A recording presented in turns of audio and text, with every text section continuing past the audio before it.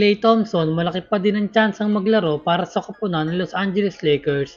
Handa pa din ang Lakers para makuha ang 4 times champion na si Klay Thompson, pero bago yan, Walker Kessler at Colin Sexton handang-handa na para sa paparating na NBA season. Todo ensayo na nga ang dalawang player ng Lakers at wala nang sinayang na oras. Makikita nga sa video na maganda nga ang pinapakita ng Walker Kessler at Colin Sexton dahil na din sa chemistry ng dalawa. Hindi nga lang score ang maaasahan sa bagong big man ng Lakers, kundi ganoon na din ang pagiging ring protector. At matatandaan na nagkasama na nga silang dalawa at naging mag-teammate sa koponan ng Utah Jazz, kaya siguradong hindi nga lang simpleng pagpapractice to kundi may chemistry na din. Talagang kapanapanabik ang magiging laruan nilang dalawa sa pag-uumpisa ng NBA season.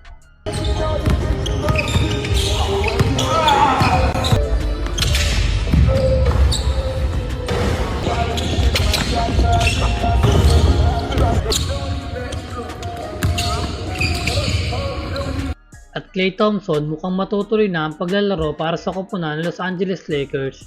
At kahit nga kumpleto na ang roster ng Los Angeles Lakers sa paparating na NBA season, ay interesado pa nga din ng Lakers na kunin si Klay Thompson. At ayon sa report ay handa nga daw ang koponan ng Dallas na bitawan na si Thompson at i-trade sa ibang team. At isa nga dyan ang Los Angeles Lakers na interesadong makuha ang 4 times champion na si Klay Thompson. At naghahanap pa nga daw ng paraan ng Lakers para makuha ang nasabing player. At ayon pa sa report ng The Athletic ay mas gusto nga daw maglaro ni Klay Thompson sa koponan na may tsansang magkampiyon next season.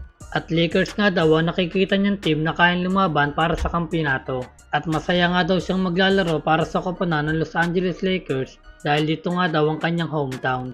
At hanggang ngayon nga daw ay may bahay pa si Klay Thompson sa Los Angeles Lakers. Mukhang ito na ang inaantay ng Los Angeles Lakers na ipapalit kay Luke Kennard sa pagiging sharpshooter at maging fit kaya siya para sa koponan ng Los Angeles Lakers. Mangyari na kaya ang Big 3 na Luka Doncic, Austin Reeves at Klay Thompson? Ano sa tingin nyo mga idol?